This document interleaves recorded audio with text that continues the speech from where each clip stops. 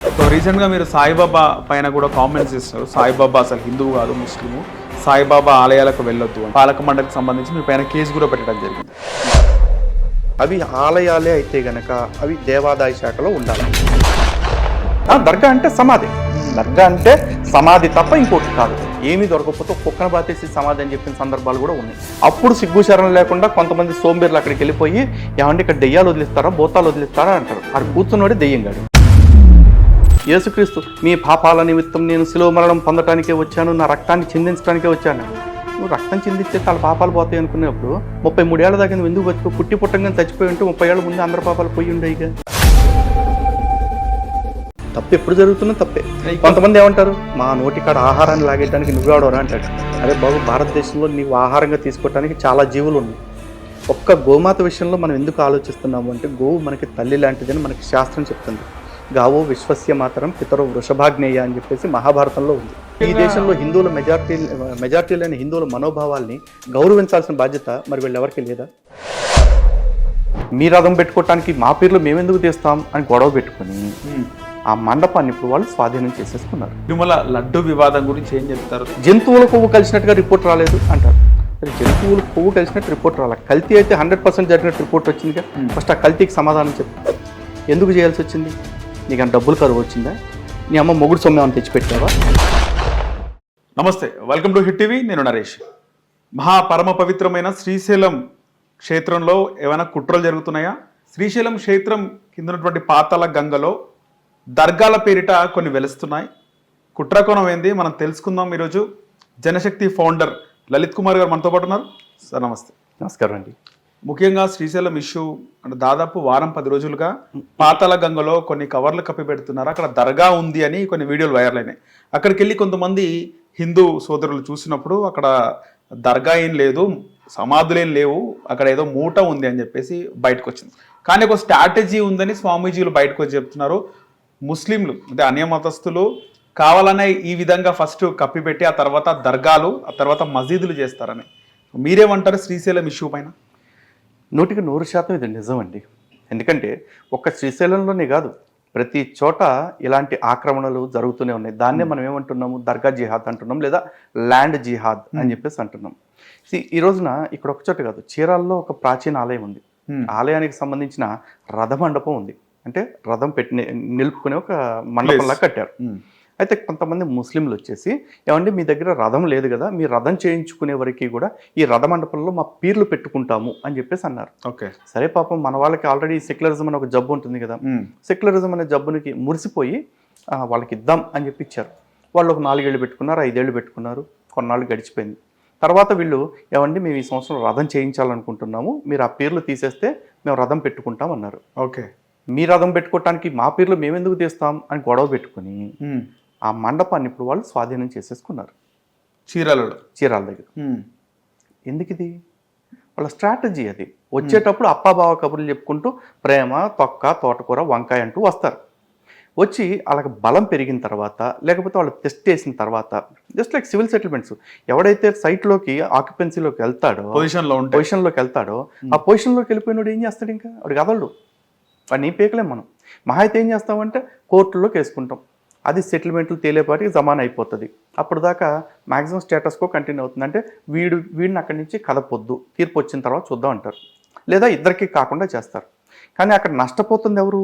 Original హక్కుదారులు ఎవరైతే ఉంటారో వాళ్ళు నష్టపోతూ ఉన్నారు. సేమ్ అదే ఇక్కడ శ్రీశైలంలో కూడా జరిగింది. ఒక శ్రీశైలం ఏంటి, అలంపూర్లో జరిగింది ఏంటి? మన గుడిలో ఒక సమాధి ఎట్లా వచ్చింది అసలు అక్కడికి? రైట్. నిజంగా సామరస్యం, అసలు మత సామరస్యం ఉండిపోయి ఉంటే ముస్లింలు ఏమనాలి? అరే బాబు, మేము విగ్రహారాధన నమ్ము, మీరు విగ్రహారాధన నమ్ముతారు అంటే దేవుడు స్వయంగా ఈ క్షేత్రానికి వచ్చి వెలిశాడని, లేకపోతే ఈ క్షేత్రంలో మీరు ప్రతిష్ఠించుకున్న దేవుడికి ప్రాణ ప్రతిష్ఠ చేశారని, అందులో దేవుడు ఉంటాడని మీరు నమ్ముతారు. రైట్. కానీ మాకేంటి, దర్గా అంటే ఒక సమాధి, మసీద్ అంటే ఒక ప్రార్థనా కేంద్రం మాత్రమే. కానీ దేవుడు ఇక్కడే ఉంటాడు అని మా మత గ్రంథం చెప్పట్లేదు. కాబట్టి మీ మనోభావాల్ని గౌరవిస్తూ, ఏది మా సాటి భారతీయులు, మా సాటి హిందూ సోదరులు వాళ్ళు అంటారు కదా, మా సోదరుల మనోభావాలు గౌరవిస్తూ మీ విశ్వాసానికి ప్రాధాన్యతనిస్తూ మేమే పక్కకి వెళ్తాము అని చెప్పి వెళ్ళాలిగా. ఏ ఒక్క చోట అట్లాంటి ముస్లిం వెళ్ళటం మీరు చూసారా? పైగా ఇడమ్మ మొగుడు ముళ్ళేదో తెచ్చి పెట్టినట్టు బాబ్రీ మసీదు కూల్చేస్తే మసీదు కూల్చేశారు అంటారు. నీ మసీదు కూల్చడం ఏంట్రా, నువ్వు అంతకుముందు నా గుడి కూల్చే కదా అక్కడ కట్టావు. ఉమ్. అలంపూర్లో మా గుడి ముందా ఆ దర్గా ముందా లెక్కలు తీయండి. వేములవాడలో మా గుడి ముందా నీ దర్గా ముందా లెక్కలు తీయండి. దర్గాలు ఏ విధంగా వస్తాయి అంటే ప్రతి దర్గాలో ఖచ్చితంగా సమాధి అంటారా? చెప్తానండి. దర్గా అంటే సమాధి, దర్గా అంటే సమాధి తప్ప ఇంకోటి కాదు. అంటే ఎవరినో అయితే ఈ సమాధి ఎవరిది అనేది కూడా మనం డిస్కస్ చేసుకోవాలి. బట్ దానికంటే ముందు ఇంకొక వివాదం, శ్రీశైలం గురించి చాలా మందికి తెలియని వివాదం ఏంటంటే, ఈ శ్రీశైలం మీద కుట్ర ఇప్పుడు మొదలైంది కాదండి. ఆల్మోస్ట్ ఒక 20-25 years బ్యాక్ ముస్లిం సమాజం ఒక ప్రతిపాదన చేశారు కొంతమంది. బహుశా అప్పటికి సోషల్ మీడియా లేకపోబట్టి ఆ వివాదం గురించి తెలియదేమో కానీ, హిందుత్వ వ్యవహారాలు ఫాలో అవుతున్న ప్రతి వాళ్ళకి తెలుసు ఇది మల్లన్న ఆలయం కాదు, అసలు నిజానికి ఇది మౌలానా దర్గా. ఓకే. ఈ మౌలానా దర్గాని హిందువులు ఆక్రమించేసి మల్లన్న ఆలయం కింద మార్చేశారు అని చెప్పేసి తప్పుడు ప్రచారాలు కూడా చేస్తున్న వాళ్ళు ఉన్నారు. అంటే ఏ కుట్ర అంటే ఎటువంటి దాన్ని ఏమంటారు, చెడు ఆలోచనలతోటి మీకు ఎట్లాంటి దిక్మాల మాటలు వస్తున్నాయి అసలు.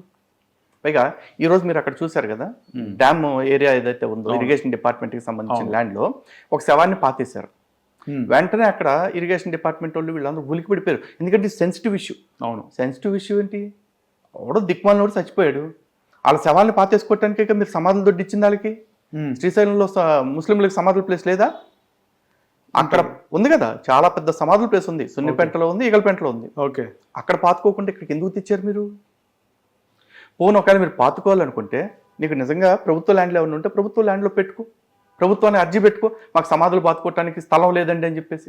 ఓకే, అసలు ఫస్ట్ ఆఫ్ ఆల్ ఈ సమాధులు ఇక కట్టడం అనే సంస్కృతి కూడా పోవాలండి, పాతి పెట్టడం అనేది కూడా. ఎందుకంటున్నా అంటే ఇది మతాచారం కింద మాత్రమే చూస్తున్నారు. ఎస్, ఆ మతాచారాన్ని 100% గౌరవించాలి. కానీ భారతదేశం ఇప్పుడు ఎలాంటి పరిస్థితుల్లో ఉంది, ఒకప్పుడు 30 కోట్ల జనాభా ఉన్న దేశంలో ఈరోజు 150 కోట్ల మంది జనాభా అయ్యారు. మనుషులు బ్రతకటానికి స్థలాలు లేక స్థలాల రేట్లు కొండెక్కి కూర్చున్నాయి. అవును, ఈ స్థలంలో మనుషులు ఉండటానికి ఇల్లు కట్టుకోవటానికి లేక భారతదేశంలో ఎంతో మంది నిరాశ్రయులుగా ఉంటే పిఎం ఆవాస్ యోజన అని, సీఎం ఆవాస్ యోజన అని, ఇందిరా ఆవాస్ యోజన అని కొత్త కొత్త పథకాలు పెట్టి ఇల్లు కట్టిస్తున్నారు. ప్రభుత్వం కూడా ఇంతకుముందు ఇండిపెండెంట్ హౌస్లు ఇచ్చేది ఇప్పుడు అపార్ట్మెంట్లు కట్టిస్తుంది, స్థలాలు ఇవ్వని.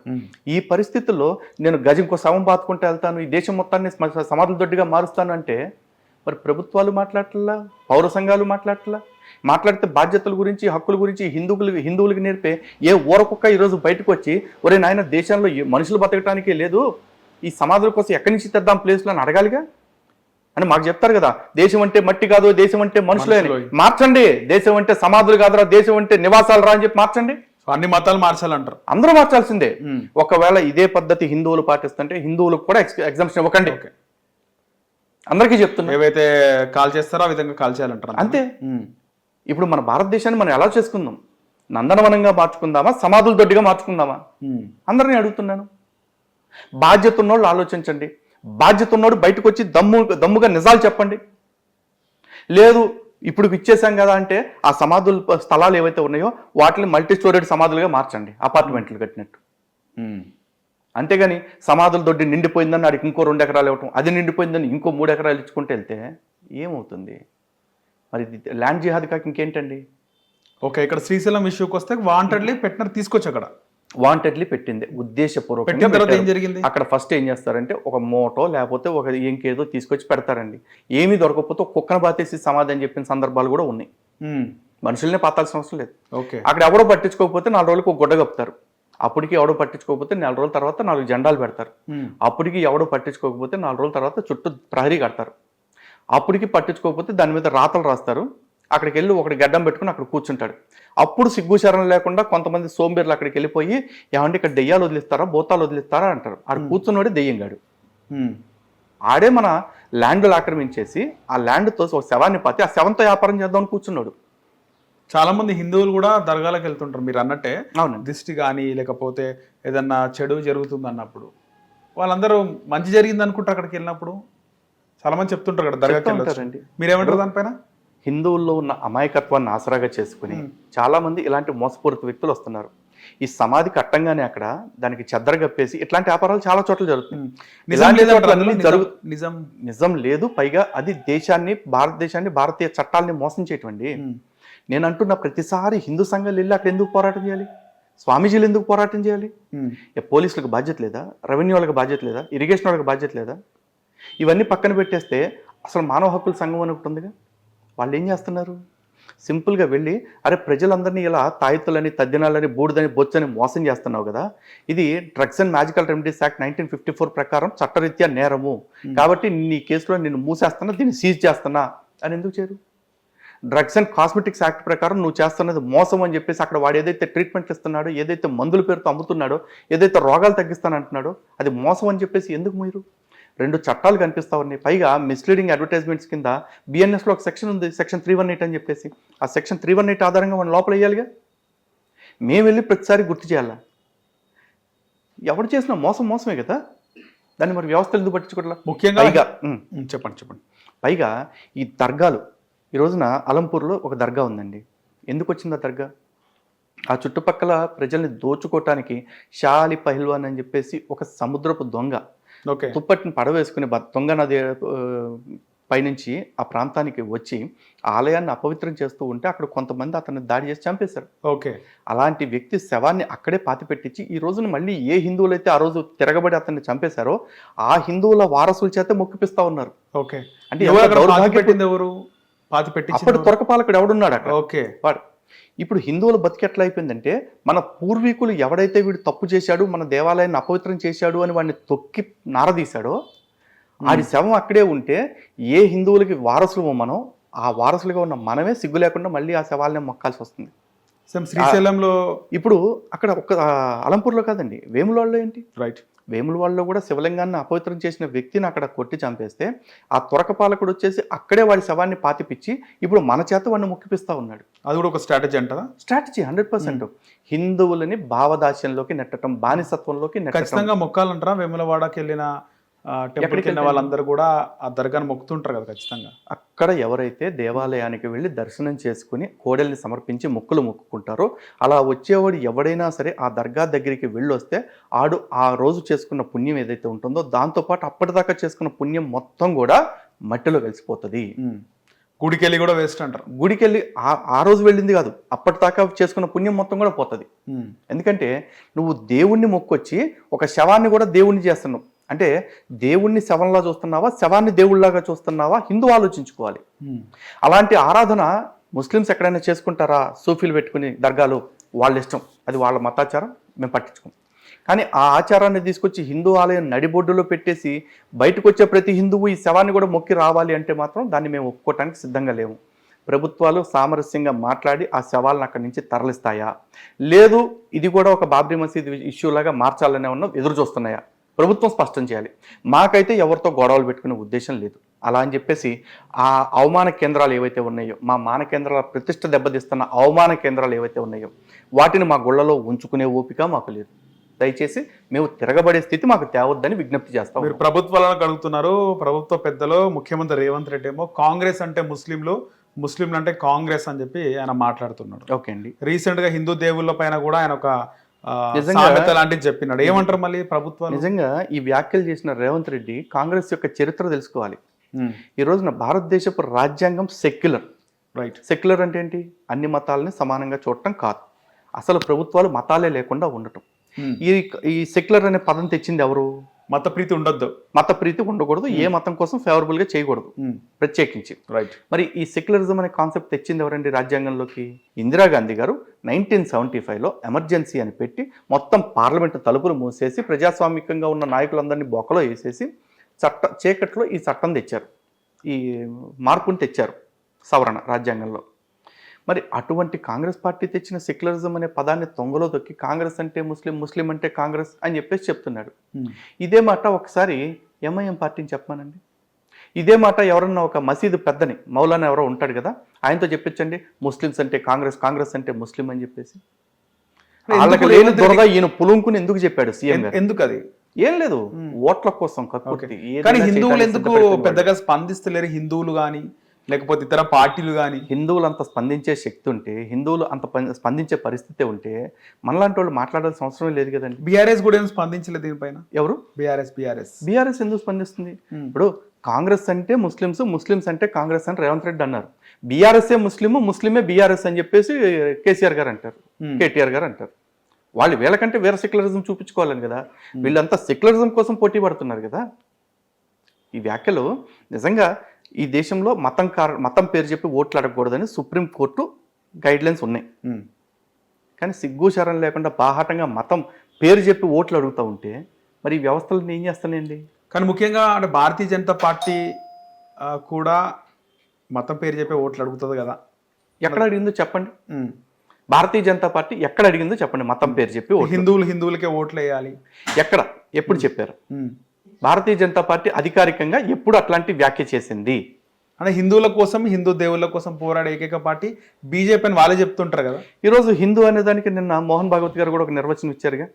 భారతదేశంలో ఉంటున్న వ్యక్తులు ఎవరైతే ఉంటారో అంటే ఆ సింధు పర్యంతం యస్య భారత భూమిక పితృభూ పుణ్యభూశ్చైవ సవై హిందూ రితి స్మృత అని చెప్తున్నారు. అంటే అక్కడ సింధు మహాసముద్రం నుంచి ఆ సింధు నది మధ్యలో ఉన్న ప్రాంతం ఏదైతే ఉందో ఆ మధ్యలో ఉండే వాళ్ళందరూ కూడా ఎవరైతే భారతదేశం నా పితృభూమి అని చెప్పుకోగలుగుతారో అలాంటి వాళ్ళందరూ కూడా హిందువులే. అందులో ఇక్కడ సనాతనవాదులు కావచ్చు, క్రైస్తవులు కావచ్చు, ముస్లింలు కావచ్చు, వీళ్ళు ఎవరూ కాదు అని స్పష్టంగా చెప్పారుగా. సో వాళ్ళకి హిందూ అంటే ఆ స్టాండ్ ఉంది కాబట్టి మేబీ ఆ కాంటెక్స్లో బీజేపీ అడిగి ఉండొచ్చు. అండ్ బీజేపీ ఎక్కడా కూడా ముస్లింలకి క్రైస్తవులకి ద్రోహం చేసిన సందర్భం ఎక్కడైనా కనపడిందా? మీరు చెప్పండి. ముస్లింలకి ఈ రోజున చాలామంది ఏమంటారంటే బీజేపీ వచ్చిన తర్వాత ముస్లింలకు అన్యాయం జరిగిపోయింది అంటారు. మదర్సాల్ని ఆధునీకరించి ఏక్ హాత్ మే కంప్యూటర్ ఏక్ హాత్ మే ఖురాన్ అని చెప్పేసి చెప్పారు. మదర్సాల్ని ఆధునీకరించడం ఇస్లాంకి చేసిన ద్రోహమా? ట్రిపుల్ తలాక్ రద్దు చేసేసి ఆడవాళ్ళు ఎవరైతే చీకటి బుర్కాల మట్టన మగ్గిపోతూ ఉన్నారో వాళ్ళకి అతిగతి లేని జీవితాలుగా మారుతున్నాయో అలాంటి వాళ్ళకి జీవితాలకు ఒక భరోసా ఇచ్చింది భారతీయ జనతా పార్టీ. ఇది ముస్లింలకు అన్యాయం చేయటం. ముస్కాన్ అన్న ఒక పథకం పెట్టేసి వాళ్ళు చదువుకోవటం కోసం వాళ్ళకి లేకపోతే ఇతరత్ర ఉపాధి అవకాశాల కోసం వాళ్ళకి పథకం పెట్టారు. అలాగే విదేశీ విద్య అంటే విదేశాల్లో చదువుకునే వాళ్ళు ఎవరైతే ఉంటారో మైనార్టీలు వాళ్ళు దుబాయ్ కావచ్చు, ఎమిరేట్స్ కావచ్చు, ఇతర దేశాలకు వెళ్ళి చదువుకోవడానికి కావాల్సిన ప్రొవిజన్స్ అన్ని గవర్నమెంట్ ఇస్తుంది. ఇది మరి ముస్లింలకు ద్రోహమా? హజ్ యాత్రకి సబ్సిడీలు మొట్టమొదటి ప్రారంభించింది వాజ్పేయి గారే, అంతకుముందు లేవండి. మరి ఇది భారతీయ జనతా పార్టీ చేసిన ద్రోహమా? థింగ్ ఏంటంటే కాంగ్రెస్ పార్టీ ఎప్పుడు కాంగ్రెస్ కావచ్చు, కమ్యూనిస్టులు కావచ్చు, మిగతా సెక్యులర్ పార్టీస్ అన్నీ కూడా మైనార్టీలుగా చెప్పబడుతున్న ఈ సెకండ్ బిగ్గెస్ట్ మెజారిటీలు ఎవరైతే ఉన్నారో ఈ దేశపు రెండో అతిపెద్ద మెజారిటీలు ఇప్పటికీ కూడా మైనార్టీ స్టేటస్ని బలవంతంగా అనుభవిస్తున్న వాళ్ళు ఎవరైతే ఉన్నారో అలాంటి వాళ్ళని ఓటు బ్యాంకుగా చూస్తూ వాళ్ళని హిందువుల మీదకు ఉసిగొల్పుతూ హిందువులు ఏదో మీ హక్కులు లాగేసుకుంటున్నారు అంటూ అసలు రాజకీయం చేస్తుంది వాళ్ళు. నాకు తెలిసి భారతీయ జనతా పార్టీ ఎప్పుడు అట్లాంటి రాజకీయం చేయలే. అండ్ ఒకవేళ చేశారు అంటే మీరు భారతీయ జనతా పార్టీ వాళ్ళని అడగాలి. నేను భారతీయ జనతా పార్టీ అంతో ఎంతో హిందుత్వానికి మేలు చేసింది అనుకుంటున్న ఒక సగటు హిందువుని తప్ప నేను భాజపా కార్యకర్తను కాదుగా. రైట్. ముఖ్యంగా ముస్లిమ్స్ అందరూ కూడా ఒకటే మెంటాలిటీ ఉంటుందంటారా? ఖచ్చితంగా వాళ్ళకి హిందువుల పైన ఒక వ్యతిరేక, హిందూ దేవాలయాల పైన వ్యతిరేకత ఉంటుందంటారా? ఖచ్చితంగా నేను ఒకటే చెప్తానండి, ఈ ప్రపంచంలో చెడ్డ ముస్లిం అనేవాడు లేడు, అలాగే ఈ ప్రపంచంలో మంచి ముస్లిం అనేవాడు లేడు. ఓకే, ఆడు ముస్లిం అంతే. వాళ్ళ మత గ్రంథం వాళ్ళకి ఏం చెప్తుందో అదే చేస్తాడు. ఆ మత గ్రంథాన్ని ప్రచారం చేసే వాళ్ళ ప్రార్థనా కేంద్రాల్లో వాళ్ళ మత పెద్దలు ఏం చెప్తే అదే చేస్తారు. వాళ్ళు హిందువులతో కలిసి ఉండండి, భాయి భాయి లాగా ఉండండి, మనకు బలం లేదు కాబట్టి అంటే వాళ్ళు వచ్చేసి రాము భాయ్, కృష్ణ భాయ్ అంటారు. అంటే వాళ్ళకి బలం పెరిగిపోయిన తర్వాత కశ్మీర్ ఫైల్స్ చూశారు కదా, పక్కింట్లో ఉండేవాడిని కూడా బియ్యం పోసి ఇది వాడు బియ్యం డబ్బాలు దాక్కున్నాడు అని ఆచూకీ చెప్పేవాడు కూడా వాడే అవుతాడు. ఓకే, నేను అందుకే వాడిని మంచోడను చెడ్డోడను, మతాన్ని పాటించేవాడు. చిన్నప్పటి నుంచి ఇప్పటివరకు మీకు ఖచ్చితంగా స్కూల్లోనో, కాలేజీలోనో, వర్క్లోనో ఎక్కడో ఒక దగ్గర ముస్లిం ఫ్రెండ్స్ అయి ఉంటారు. సో మీకు ఉన్నటువంటి ముస్లిం ఫ్రెండ్స్ వాళ్ళ మెంటాలిటీ ఏ విధంగా ఉంటుండే? నాకు తెలిసిన ముస్లిం ఎప్పుడు ముస్లిం లాగే ఉన్నాడండి. మీతో మంచిగా నేను ఒకటి అదే చెప్తున్నా కదా, నా ఊర్లో 100 మంది హిందువులు 10 మంది ముస్లింలు ఉంటే ఆ 10 మంది ముస్లింలు నాతో మంచిగా ఉంటారు. ఈ 100 మంది హిందువులు వాడిని చాలా ప్రేమగా చూసుకుంటారు. వాళ్ళు 30 మంది అయిపోయిన తర్వాత మేము 70 మంది అయిపోయాం అనుకోండి, వాడి ప్రవర్తన మారిపోద్ది. వాళ్ళు 50 మంది అయిన తర్వాత మేము 50 మందికి వచ్చిన తర్వాత వాడి ప్రవర్తన మారిపోతుంది. ఎందుకు మారిపోతుంది? ఎందుకు అంటే దీన్ని ఖురాన్లో వాళ్ళు చెప్తారు తకియా అని చెప్పేసి. ఎక్కడైతే మన బలం లేదో మనం చుట్టుపక్కల ఉండే వాళ్ళతోటి కలిసి ఉండండి, స్నేహపూర్వకంగా ఉండండి, కానీ వాళ్ళ విశ్వాసాల్లోకి మీరు ఆకర్షితులు కాకండి అని చెప్పేసి చెప్తారు. ఇది ఖురాన్ చెప్తుంది, వాళ్ళకి నేర్పుతుంది తకియా అనేది. వాళ్ళు అదే చేస్తున్నారు. ముఖ్యంగా హిందూ సమాజంలో ఎప్పుడు మనం వెళ్ళే గుళ్ళకు కానీ ఎక్కడికి వెళ్ళినా కూడా ఇతర మతాల కోసం ఎక్కడ కూడా అసలు నాకు తెలిసి 0.1% కూడా ప్రస్తావన రాదు. మనం ఈ విధంగా ఉండాలి, ఆ విధంగా ఉండకూడదు, వాళ్ళని ఈ విధంగా చూడాలని ఎక్కడ రాదు. కానీ అక్కడ ముస్లిమ్స్లకు ముఖ్యంగా ట్రైనింగ్ ఇస్తారు. ఖచ్చితంగా హిందువులు, హిందూ దేవుళ్ళు అంటే రాక్షసులు లేకుండా చిన్న చేయాలి. పిల్లోడు అండి, ఒక 7-8 years పిల్లోడు. ఇంకా హైదరాబాద్ ఎప్పుడో కాదు, ఇప్పుడు 15 years బ్యాక్ ఎప్పుడో టీవీ నేను ఒక స్టింగ్ ఆపరేషన్ చేసింది. డీజేఎస్ అని చెప్పేసి ఓల్డ్ సిటీలో మహబూబ్ అలీ అనే అతను ఉండేవాడు, చనిపోయాడు. వాళ్ళ అబ్బాయి నడిపిస్తున్నాడు ఆర్గనైజేషన్. ఆ డీజేఎస్ లోకి వెళ్ళిపోయి అక్కడ ఇస్తున్న కత్తి సాము శిక్షణ, కర్ర సాము శిక్షణ చూశారు. చిన్నపిల్లోడు, 8 years పిల్లోడికి. వాడిని వెళ్ళి ఇంటర్వ్యూ చేశారు. ఇంటర్వ్యూ అంటే చిన్న బయట తీసుకున్నారు. అయితే క్యా సీక్ రే అంటే ఏదో చెప్పాడు.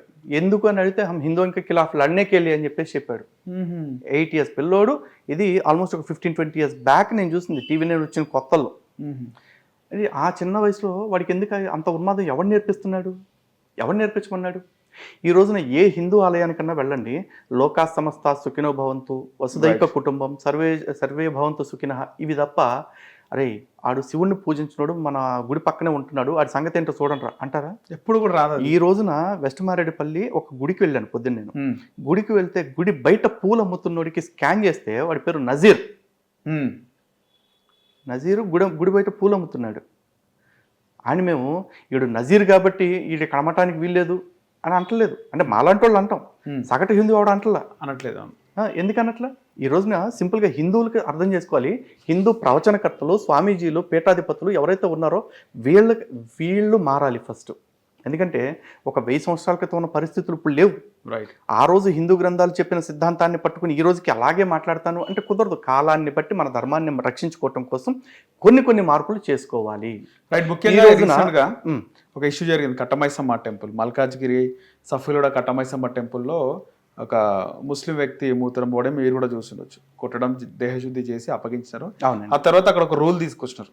అక్కడ దాదాపు సఫీల్గూడ నుంచి నేరడ్మెట్ మార్కెట్లలో ఎక్కడ కూడా ముస్లిమ్స్ ఏవి కూడా అమ్మకూడదు, ముఖ్యంగా దేవాలయాల బయట ముస్లింలు పూలు అమ్మేవారు కూడా ఎవ్వరు అమ్మకూడదు.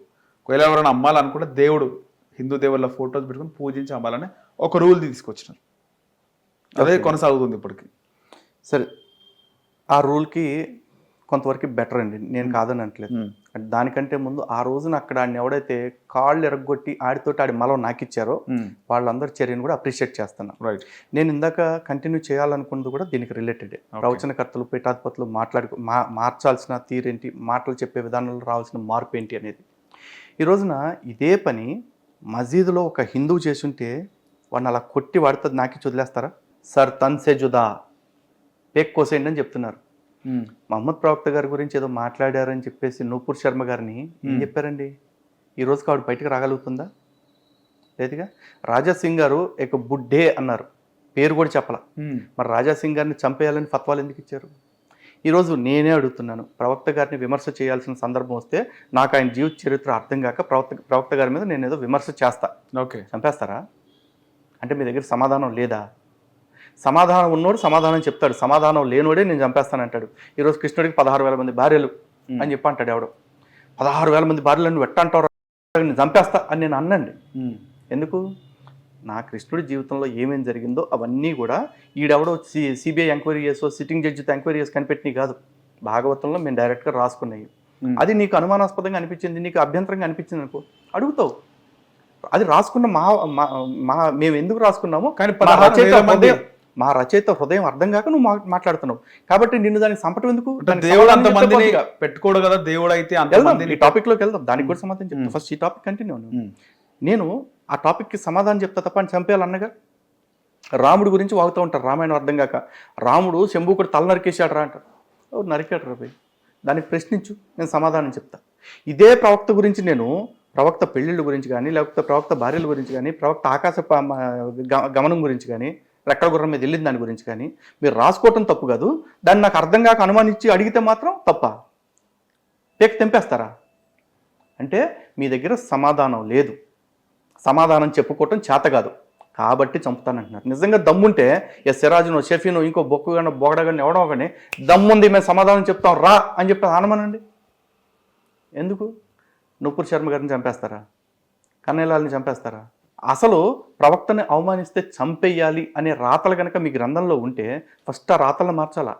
ఎందుకంటే అది రాజ్యాంగానికి విరుద్ధంగా ఉంది. ఈ దేశపు రాజ్యాంగము ఆర్టికల్ 19(1)A నాకు భావ ప్రకటన స్వేచ్ఛ ఇచ్చింది. నువ్వు నమ్మే ప్రవక్తను నేను బూతులు తిడితే ఓకే, ప్రశ్నిస్తే తప్పేంటి? లేదుగా. ఆర్టికల్ 51AH నాకు అధికారం ఇచ్చింది. ఈ దేశ ప్రజల్లో సైంటిఫిక్ టెంపర్, హ్యూమన్ అప్రోచ్ పెంచడం రెస్పాన్సిబిలిటీ ఆఫ్ ఎవ్రీ సిటిజన్ అన్నారు. ఎవ్రీ సిటిజన్లో నేను ఉన్నా. నాకు ఆ బాధ్యత ఇచ్చింది. నాకు నువ్వు చెప్పే వ్యాఖ్యలు మూఢాచారంగా అనిపిస్తున్నాయి, నేను చెప్పుకోవద్దా? నన్ను చంపేయడానికి నీకేం అధికారం ఉంది? నువ్వేమన్నా కోర్టువా? నువ్వేమన్నా తలారివా? ఏది కాదుగా. నీకు రాజ్యాంగం ఎక్స్క్లూజివ్ రైట్స్ ఇచ్చిందా? లేదుగా. మరి ఎందుకు? సో మహాభారతం కట్ చేయాల్సింది, ఖండించాల్సింది వీళ్ళ మాటల్ని, వీళ్ళ చేష్టల్ని. ఓకే. సో మహాభారతం అంటే వాళ్ళు ప్రశ్నిస్తున్న దానిపైన ఏం సమాధానం అని చెప్తారు? 16,000 మంది భార్యలు ఉన్నారు శ్రీకృష్ణుడికి, దేవుడికి అట్లుంటారా అని. మీరు భాగవతం చదివారా? లేదండి. లేదు కదా. ఫస్ట్ ప్రశ్న అడిగే ముందు ఒక చిన్న సవరణ అండి. ఓకే. అది మహాభారతంలో లేదు, ఓకే, శ్రీమద్ భాగవతంలో ఉంది. ఓకే. అండ్ ఇంకోటి, ఇది ఎవ్వరూ కూడా సీక్రెట్ ఎంక్వైరీ చేసి కనిపెట్టింది కాదు, రాసింది సపరేట్గా దీని మీద ఒక అధ్యాయమే ఉంది. Okay, okay. దశమస్కందంలో దాని గురించి చాలా డీటెయిల్డ్గా ఉంది. ఒకవేళ మహాభారతం వేరు, భాగవతం వేరండి? అవునండి. భాగవతం అనేది భగవంతుడి యొక్క లీలల గురించి ప్రస్తావిస్తున్న ఒక పురాణం. మహాభారతం అనేది కంప్లీట్ గా ఇతిహాసం. కానీ జరిగింది ఒకటే కాలంలో కదా? జరిగింది ఒకటే కాలంలో, అదే చెప్తున్నాం. అయితే శ్రీకృష్ణుడు ఎందుకు 16,000 మందిని వివాహం చేసుకోవాల్సి వచ్చింది, అసలు వివాహం అంటే ఏంటి, ఇవి మాట్లాడుకుందాం. ఈ రోజున భాగవతంలో చూస్తే నరకాసురుడు అని చెప్పి ఒక రాక్షసుడు ఉన్నాడు. వాడు ఈ 16,000 మంది రాజకన్యల్ని ఎత్తుకుపోయాడు. ఓకే. రాజ్యంలో పెట్టుకున్నాడు. వాళ్ళతోటి వాడు ఏం చేశాడు ఇదంతా ఇక భాగవతం చదువుకొని తెలుస్తుంది. అయితే నరకాసురుడి పీడ ఎక్కువైపోయే లోకానికి శ్రీకృష్ణుడి మొరపెట్టుకుంటే శ్రీకృష్ణుడు వెళ్ళి నరకాసురుడి మీద యుద్ధం చేసి నరకాసురుడిని చంపేయడం జరిగింది.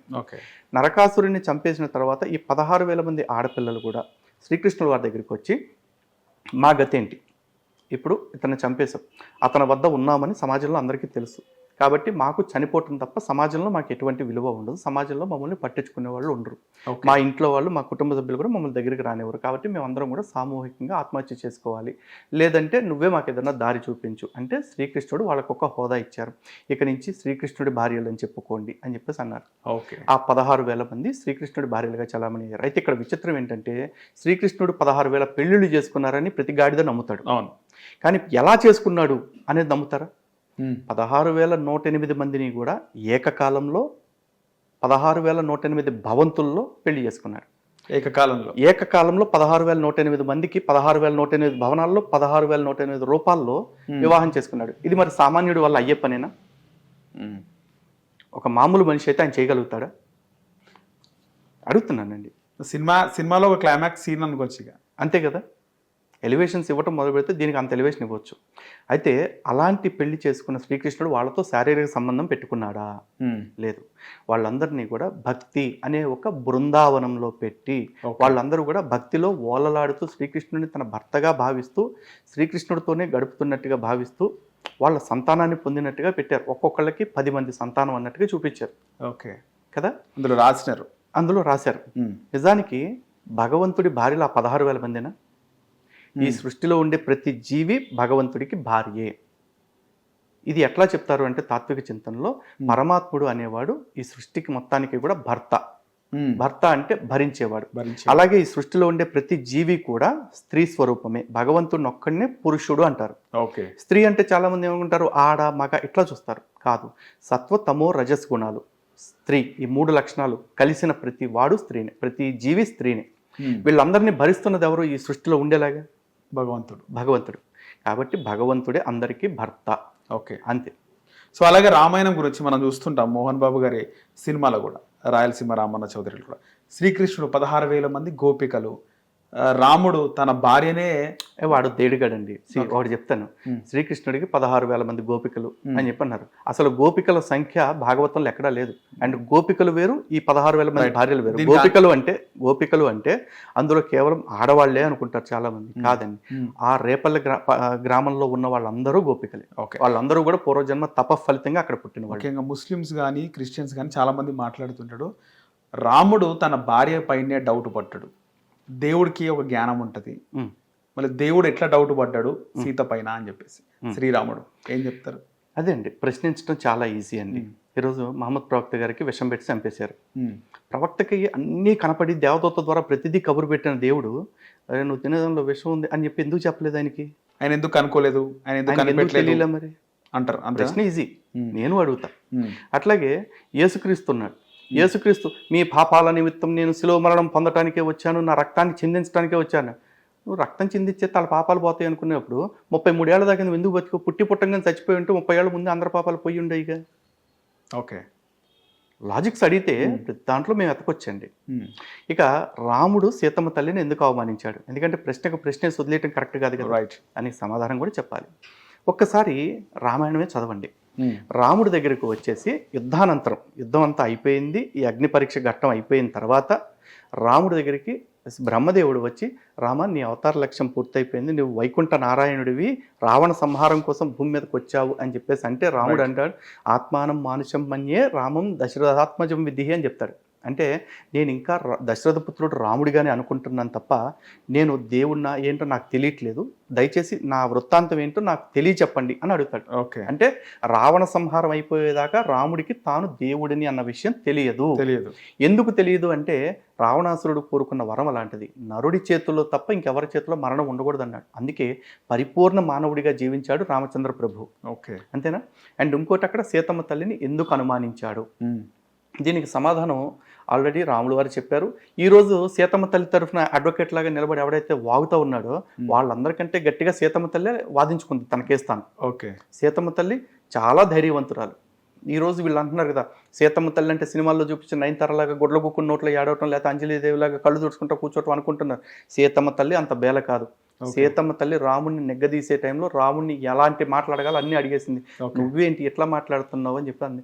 అలాగే అడవికి వెళ్ళేటప్పుడు రాముడు బాధపడుతూ ఉంటే, ఎంతకాలం మా తండ్రి నన్ను ఒక మగవాడికి ఇచ్చి చేశాను అనుకుంటున్నాడు కానీ మగవాడి రూపంలో ఉన్న స్త్రీకి ఇచ్చి చేశాడు ఇప్పుడు తెలిస్తే ఫీల్ మా నాన్న అనుకుంటాడేమో ఈ వ్యవహారం అంతా చూస్తే అని చెప్పేసి ఏమన్నా చిన్న మాటలా? ఎందుకు ఆ తల్లి సినిమాలో కూడా రాలేదు డైలాగ్స్ రావు. ఎందుకంటే సినిమా వాడికి కావాల్సింది ఏంటి? వాడికి సెంటిమెంట్లు మసాలాలు అన్నీ చూపించుకుని డబ్బులు చేసుకోవటమే కావాలి. చరిత్రను చరిత్రలాగా చెప్పటం, యథార్థాన్ని యథార్థంగా చూపించడం ఇదంతా వాళ్ళకి లేదు కదా. అక్కడ రావణాసురుడి చెరలో సీతమ్మ వారు 7 నెలల కాలం, 7 నెలల పైచిలుకు కాలం ఉన్నారు. ఓకే, అలా ఆడెవడు రావణాసురుడు? వాడు అప్పటికే దాదాపు 25-26 మంది రాచకన్యలను ఎత్తుకుపోయి వాడు అంతఃపురంలో పెట్టుకున్నాడు. ఆంజనేయ స్వామి వారు సుందరకాండలో మందిరంలోకి వెళితే చుట్టుపక్కల ఆడవాళ్ళందరూ చెదిరిన వస్త్రాలతోటి ఎలా పడితే అలా మందు తాగేసి పడిపోయి ఉన్నారు. ఓకే కదా. మరి రావణాసురుడి దగ్గరికి సీతమ్మ తల్లి వెళ్ళి వచ్చింది అంటే అనుమానించే వాళ్ళు ఉండరా లోకంలో? రాముడు నమ్ముతాడు సీతమ్మ తల్లిని, ఎందుకంటే ఇద్దరు ప్రాణం ఒకటే కాబట్టి. లోకం అంతా నమ్మాల్సిన అవసరం ఏముంది కదా. ఈరోజు రాముడిని మనం అవమానిస్తున్నాం. పెళ్ళాన్ని అనుమానించాడు, ఆయన దేవుడు ఏంటి అని. కానీ సీతని ఎవరన్నా అనుమానించి మాట్లాడగలుగుతున్నారా ఈ రోజుకైనా సరే? రాముడు చేసిన గొప్ప పని ఎంత గొప్పదంటే ఇప్పుడు చూసుకోండి, ఈ రోజు కూడా సీతమ్మ తల్లి క్యారెక్టర్ని అనుమానించలేనంత స్ట్రాంగ్గా ప్రపంచానికి ఎస్టాబ్లిష్ చేసేసారు. రాముడు కావాలని ఎస్టాబ్లిష్ చేసినాడు అగ్ని ప్రవేశం ద్వారా. చాలా మంది దీన్ని ఏమంటారంటే అగ్ని పరీక్ష పెట్టాడు అంటాడు. అంటే ఆయనకు తెలుసు కానీ లోకానికి తెలియడానికి ఆ విధంగా ఎగ్జాక్ట్లీ అదే జరిగింది. రాములు వారిని చాలా మంది ఏమంటారంటే ఆయన అగ్ని పరీక్ష పెట్టాడు అంటారు. రామాయణం చదవండి, ఆయన అగ్ని పరీక్ష పెట్టాల. సీత నాకు నిన్ను ఏలుకునే ఆలోచన లేదు, నువ్వు ఎటైనా వెళ్ళిపో, నీ ఇష్టం అని చెప్పి అమ్మకి స్వేచ్ఛనిస్తే, అమ్మ నీతో లేని బతుకు నాకెందుకు, కాబట్టి నేను చితిపేర్చుకుని ఇక్కడే అగ్నికి ఆహుతైపోతాను అంది. చాలామంది గొప్పవాళ్ళు ఏం చెప్పుకుంటారంటే, మా దేవుడు తురుమండి, మా దేవుడు మీ పాపాల కోసం చచ్చిపోవటానికి వచ్చాడండి అని చెప్తారు. వాళ్ళ దేవుడిని శిలువ శిక్ష పడంగానే ఎట్టబడితే అట్ట వారిపోయాడు అడవుల్లోకి. వెళ్ళిపోయి కొండ మీదకి వెళ్ళి ప్రార్థనలు చేసుకుంటూ, నాన్న నా బొచ్చిన ఈ సావుని నాకు రాకుండా చూడు నాన్న, నీ చిత్తం అయితే కాపాడు నాన్న అని బతిమాలుకున్నాడు. సిలువు మీద ఎక్కించిన తర్వాత కూడా వాళ్ళ నాన్న నాకు ఎందుకు హ్యాండ్ ఇచ్చావు నాన్న అని అడిగాడు. నా చెయ్యి ఎందుకు వదిలేసావు నాన్న అని అడిగాడు. సీతమ్మ తల్లి రాముడు ఎప్పుడైతే దూరం అయిపోతున్నాడు అంటే భగవంతుడికి ఎప్పుడైతే తను దూరం అయిపోతుందో, ఇక్కడ సీతారాములు అంటే భార్యాభర్తలుగా కాదు, భగవంతుడు భక్తుడిగా చూడండి. భక్తుడు ఎప్పుడైతే భగవంతుడికి దూరం అయ్యే స్థితి వచ్చిందో, హాయిగా నా ప్రాణాన్నైనా ఇస్తాను కానీ భగవంతుడికి దూరంగా నేను బతకను అని చెప్పేసి సీతమ్మ తల్లి ధైర్యంగా దూకేసింది చిత్తులోకి. అంతేగాని బలవంతంగా తీసుకెళ్ళి ఎవడు నెట్ల. ఓకే, అలాంటి సీతమ్మ గురించి, అలాంటి రాముడి గురించి మాట్లాడే క్యారెక్టర్లు ఎవరికన్నా ఉన్నాయా ఈ రోజున? ఎవడో సీత లాంటి క్యారెక్టర్లు లేకపోబట్టి, రాముడు లాంటి క్యారెక్టర్ లేకపోబట్టి ఈ రోజున అవి తప్పుల్లా కనిపిస్తున్నాయి. అంటే జనరల్గా బయట సమాజంలో కూడా చూడండి, మనం చేసే తప్పు 10 మంది చేత ఒప్పించాలంటే ఏం చేయాలి? ఈ తప్పు కాదురా అని 10 మందికి జనరలైజ్ చేసేయాలి. రైట్, అదే జరుగుతుంది ఇక్కడ. సో ముఖ్యంగా ఇక్కడ ఒక డౌట్ నాకు పర్సనల్గా, అంటే శ్రీరాముడు ఎందుకు నేను నీతో కలిసి ఉండను ఇంకా అని చెప్పి ఆ మాట అనవలసింది ఎందుకు వచ్చింది? ఎవరికి? సీతతో కలిసి ఉండను అని చెప్పేసి అదేండి శ్రీరాముడు కేవలం ఒక వ్యక్తిగా ఉండి ఉంటే బహుశా ఆ మాట మాట్లాడి ఉండకపోయేవారు. ఓకే. కానీ ఆయన రాజుగా ఉన్నారు. యథా రాజా తదా ప్రజ అనే ఒక నానుడు ఉంది. అంటే రాజులు ఏదైతే చేస్తారో ప్రజలు ఆ విధమైన జీవనాన్ని గడుపుతారు అని చెప్పేసి రాజు చేసిన దాన్ని ఆదర్శంగా తీసుకుని, అలాంటి రాజు మరి ఎటువంటి ప్రమాణం లేకుండా తిరిగి వచ్చేసింది కాబట్టి నేను ఉంటాను అంటే సమాజం మొత్తం కూడా అలాంటి విచ్చలవిడితనానికి అలవాటు పడిపోతుంది. కాబట్టి నేను సీతను ఏలుకుంటున్నాను అంటే నా సీత ఏ తప్పు చెయ్యనిది కాబట్టి అని చెప్పి లోకానికి నిరూపణ చేశాడు. ఈ రోజున రాజకీయ నాయకుడి మీద ఒక విమర్శ వస్తుందండి, ఏదో డ్యామ్ కడుతుంటే 10,000 కోట్లు తినేశాడని చెప్పేసి. ఆ నిందొచ్చిన వెంటనే వాడు అమ్మ నా మీద నిందొచ్చింది కాబట్టి నేను నిరూపణ అయ్యాకే మళ్ళీ పదవిలోకి వస్తాను అని తప్పుకునే మొగడేవాడు ఉన్నాడా? కష్టమే కదా అది. కానీ రాముడు చేశాడుగా. మరి ఎగ్జాంపుల్గా తీసుకోవాలంటారు. రామరాజ్యం అంటే అదే కదా. రామరాజ్యం అంటే వీళ్ళందరూ హళ్ళెత్తిపోతూ ఉంటారు, హిందూ రాజ్యం అది ఇది అని చెప్పేసి. రామరాజ్యం అంటే నైతికతకి, నిజాయితీకి, నిబద్ధతకి, సత్యానికి, ధర్మానికి కొలమానం అది. సో రీసెంట్గా మీరు సాయిబాబా పైన కూడా కామెంట్స్ చేస్తున్నారు, సాయిబాబా అసలు హిందువు కాదు ముస్లిము, సాయిబాబా ఆలయాలకు వెళ్ళొద్దు అని చెప్పేసి. అనలేదండి, సాయిబాబా దర్గాలకు వెళ్ళొద్దు అన్న. సాయిబాబా దర్గాలకి. ఓకే. ఆలయం అంటే దర్గానే అనే మీనింగ్తో మాట్లాడినారు కదా. లేదండి, ఆలయము అంటే అక్కడ ప్రాణప్రతిష్ఠ చేసి మనం భగవన్మూర్తిని అక్కడ పెట్టుకుంటాం. ఓకే. ఆ మూర్తికి నిత్య కైంకర్యాలు చేస్తూ ఉంటాం. అక్కడ భగవంతుడు స్థితమై ఉన్నాడు అని మనం నమ్ముతాం. ఓకే. ఎందుకంటే ఇప్పుడు అక్కడ విగ్రహం పెట్టాం వినాయకుడి గారిది, స్వామి వినాయకుడి విగ్రహమా అని చెప్పి మనం అనం, స్వామి వినాయక అని అంటాం. రైట్. కృష్ణుడి విగ్రహం ఉంటే స్వామి పరమాత్మ అంటాం. దిల్సుఖ్నగర్లో ఉన్నటువంటి సంస్థ పాలక మండలికి సంబంధించి మీ పైన కేసు కూడా పెట్టడం జరిగింది. సో దిల్సుఖ్నగర్ ఇష్యూ పైన ఏం మాట్లాడతారు? దిల్సుఖ్నగర్ ఆలయం పైన ఏం మాట్లాడతారు? ఆ ఆలయానికి వెళ్ళొచ్చా హిందువులు? దిల్సుఖ్నగర్ కాదండి, అది ఏవి సాయిబాబా ఉన్నవో ఆలయాలు కాదు. కావు అది వాళ్ళని చెప్పమనండి. అవి ఆలయాలే అయితే గనక అవి దేవాదాయ శాఖలో ఉండాల, లేదంటే వాటికంటూ ఆగమ శాస్త్రాలు ఉండాలి. ఏ ఆగమం ప్రకారం ఈ ఆలయం కట్టారో చెప్పమనండి. పలానా ఆగమ శాస్త్రం ప్రకారం కట్టామని చెప్పేసి శైవాగమమా, శాక్తేయ ఆగమమా, పాంచరాత్రమా, వైఖానసమా ఏదో ఒకటి చెప్పాలి కదా. పలానా ఆగమ శాస్త్రం ఉందని చెప్పండి. అవి ఆగమ శాస్త్రాలు లేవు కాబట్టి వాటిల్ని వాళ్ళు మందిరాలు అంటున్నారు. ఓకే. మందిరం అంటే ఏంటి? జస్ట్ ఒక హాల్, ప్రేయర్ హాల్. దాన్ని బౌద్ధుల కాలంలో కూడా అట్లాంటి హాల్స్ ఉండేవి, వాటిని చైత్య మందిరాలు అనేవాళ్ళు. ఇప్పుడు వీళ్ళు సాయి మందిరాలు అని చెప్పుకుంటున్నారు. ఒక ఆలయం కట్టేటప్పుడు ఖచ్చితంగా ఆగమశాస్త్రం ప్రకారమే కట్టాలి. 100% ఆగముక్తంగా చేస్తేనే దాన్ని ఆలయం అంటాం. ఓకే. ఒక ఆలయం కట్టి, ఆగమం అంటే ఏంటండి? వేదాన్ని ఆగమం అంటారు. రైట్. ఒక ఆలయం కట్టి అందులో ఎగ్జాంపుల్ శివాలయం ఉంది, అక్కడ ఆలయం కట్టి కాశీ నుంచి శివలింగాన్ని తీసుకొచ్చి ప్రతిష్ఠ చేసి ప్రాణ ప్రతిష్ఠ చేస్తే అది ఆలయమేనా? 100% ఆగముక్తంగా ప్రతిష్ఠ చేయాలి, ఆగముక్తంగా నిర్మాణాలు జరగాలి. ఆగమ శాస్త్రాన్ని అనుసరించి ఆలయం చుట్టూ బలిపీఠాలు ఉండాలి, గోపురం ఉండాలి, ముఖమండపం ఉంటుంది, రాజగోపురం ఉంటుంది, ఇవన్నీ ఉంటాయి. ఓకే. విగ్రహానికి పీఠం ఉంటుంది, విగ్రహాన్ని పెట్టిన తర్వాత దానికి ప్రాణప్రతిష్ఠ ఉంటుంది, కైంకర్యాలు ఎట్లా చేయాలి, దానికి నైవేద్యాలు ఎటువంటి దిట్టం ప్రకారం పెట్టాలి, ఇవన్నీ కూడా ఆగమోక్తంగానే ఆగమశాస్త్రాల్లో ఉంటాయి. మరి ఏ స్థాయి విగ్రహానికి ఎటువంటి కైంకర్యాలు జరపాలి అని చెప్పేసి. ఈ రోజున సాయిబాబా విగ్రహాలకి ప్రాణప్రతిష్ఠ చేస్తున్నారా? చేస్తుంటే ఏ శాస్త్రాన్ని బట్టి చేస్తున్నారు? ఒకవేళ సాయి గుళ్ళు కట్టుకుంటుంటే దాన్ని ఏ ఆగమాన్ని అనుసరించి కడుతున్నారు అవి చెప్పండి. అప్పుడు మేము కూడా ఓకే ఫలానా ఆగమ ప్రమాణం ఉంది కాబట్టి అంగీకరించడానికి మాకు అభ్యంతరం లేదు అని చెప్తాం. ప్రాణప్రతిష్ఠ చేయాలంటే ఖచ్చితంగా ఆగమశాస్త్రం ప్రకారమే చేయాలి. 100% అంతే. సో అవి ఏవీ లేకుండా ఈ రోజున సింపుల్ సాయిబాబా చనిపోయిన తర్వాత ఒక మాట చెప్పారు, షిరిడీలో తన సమాధి ఏదైతే ఉందో దానిలో నుంచే నేను సమాధానం ఇస్తాను, నా ఎముకల నుంచి మీకు సమాధానం వస్తుంది అని చెప్పేసి అన్నారు. అక్కడ సమాధి, శవము, ఎముకలు అన్నీ ఉన్నాయని మీరు చెప్తున్నారుగా. అలాంటి సాయిబాబా గారిని ఎక్కడ పడితే అక్కడ కట్టేస్తున్నారు కదా. వీటన్ని చోట్ల మరి సాయిబాబా ప్రాణప్రతిష్ఠ చేస్తున్నారా? ఓకే. ఇప్పుడు శివుడు శివాలయం ఉందనుకోండి, శివుడు ఎక్కడున్నా కూడా సర్వాంతర్యామి కాబట్టి అన్ని చోట్ల ఉన్నాడని మేము నమ్ముతాం. బాబా సర్వాంతర్యామ్యా? ఏ విధంగా సర్వాంతర్యామి అవుతారు అది చెప్పండి ఒకసారి. సాయిబాబా విగ్రహాలకి ప్రాణప్రతిష్ఠ లేదు. ఓకే. అవి కేవలం పాలరాతి విగ్రహాలు. సో ఆయన పుట్టింది, ఆయన పెరిగిందంతా కూడా మసీదులో, చనిపోయింది ఆయన సమాధి ఉంది మందిరంలో అంటారు. ఏమంటారు దీనిపైన? సాయిబాబా పుట్టింది మసీదులోనా లేకపోతే ఎక్కడో నాకు తెలియదండి. ఎందుకంటే ఆయన పుట్టుక గురించి సాయిబాబా భక్తులకి క్లారిటీ. పెరిగిందంతా కూడా మసీదులో, బతికింది మసీదులో. ఏంటండి? బతికింది మసీదులో. అది బతికిందంతా మసీదులో, పెరిగింది మసీదులో కాదండి. పెరిగిన దాని మీద చాలా వివాదాలు ఉన్నాయి. ఆయన పెరిగే టైంలో బ్రిటిష్ ఆర్మీలో కొంతకాలం పనిచేశారని చెప్పేసి, లేకపోతే ఝాన్సీ లక్ష్మీబాయి దగ్గర కొంతకాలం పనిచేసి ఝాన్సీ లక్ష్మీబాయికి ద్రోహం చేశారని చెప్పేసి చెప్పే కథనాలు కూడా ఉన్నాయి. ఓకే. సో బతికిందంతా మసీదులో, ఆయన సమాధి ఉంది మందిరంలో అంటారు. సమాధి ఉందని ఒప్పుకుంటున్నారు కదా, సంతోషం. అక్కడికి అది సమాధి, అక్కడికే చెప్తున్నాను. ఖచ్చితంగా అందరికి తెలిసిన విషయం కదా. అంతే. ఆ సమాధి ఆరాధనని మేము దర్గా ఆరాధన అని అంటాం. అయితే వీళ్ళు ఇక్కడ అంటారు రాఘవేంద్ర స్వామి సమాధి లేదా, లేకపోతే ఇంకా కొంతమంది గురువుల సమాధులు లేవా అని చెప్పి ఉన్న, అదే చెప్తున్నా, అవి బృందావనాలైనా అధిష్టానాలైనా, అంటే వైష్ణవ సంప్రదాయంలో వాటిని బృందావనం అంటారు. ఆ సమాధి ఏదైతే ఉంటుందో వారి సమాధి పొందిన స్థలం, దానిపైన తులసి మొక్కను ప్రతిష్ఠ చేస్తారు. అదే శైవాగమాల ప్రకారం స్మార్థం ప్రకారం చేసుకునే వాళ్ళని ఖననం చేసి వాటిపైన శివలింగాన్ని ప్రతిష్ఠ చేస్తారు. వాటిని అధిష్టానం అంటాం. ఈ రెండు సంప్రదాయాలకి సంబంధించింది అయితే అక్కడ ఏమీ లేదు. అక్కడ జస్ట్ ఏమైతే ఉందో ఇస్లామిక్ సంప్రదాయం ప్రకారం, ఇందాక శ్రీశైలం ఎట్ట అయితే ఒక మట్టి కప్పేసి దాని మీద దుప్పటి కప్పేస్తారో, అక్కడ కూడా ఒక చెద్దరు కప్పారు. అదే ఉంది. అది ఇప్పుడు బృందావనం అంటారా, అధిష్టానం అంటారా, లేకపోతే దర్గా అనాలా? రైట్. ఇప్పుడు నేను ప్రశ్నిస్తున్నా, నా ప్రశ్నకి సమాధానం చెప్పకుండా నా మీద కేసులు ఎందుకు పెడుతున్నారు అడగండి వాళ్ళని. నేను సాయిబాబాని బేయనో బాడుకోనో బద్మాషనో బూతులు తిట్టే 100% నేను ఒప్పుకుంటా. నా మీద చట్టపరంగా చర్యలు తీసుకోవచ్చు. కానీ నేను ఎప్పుడు ఆయన అట్లా తిట్టలేదు. నాకు బాబా గారు అంటే గౌరవం. కానీ ఆయన ఏకకాలంలో రెండు మతాలని సమానంగా ఆయన ఆచరించిండు అనేది తెలుస్తుంది చరిత్ర చూసుకుంటే. ఏ చరిత్ర ప్రకారం తెలుస్తుందండి? నార్మల్గా ఏ వీడియోస్ చూసినా మీలాంటి పెద్దలు ఎవరు మాట్లాడినా. చరిత్ర అంటే ఏంటండి?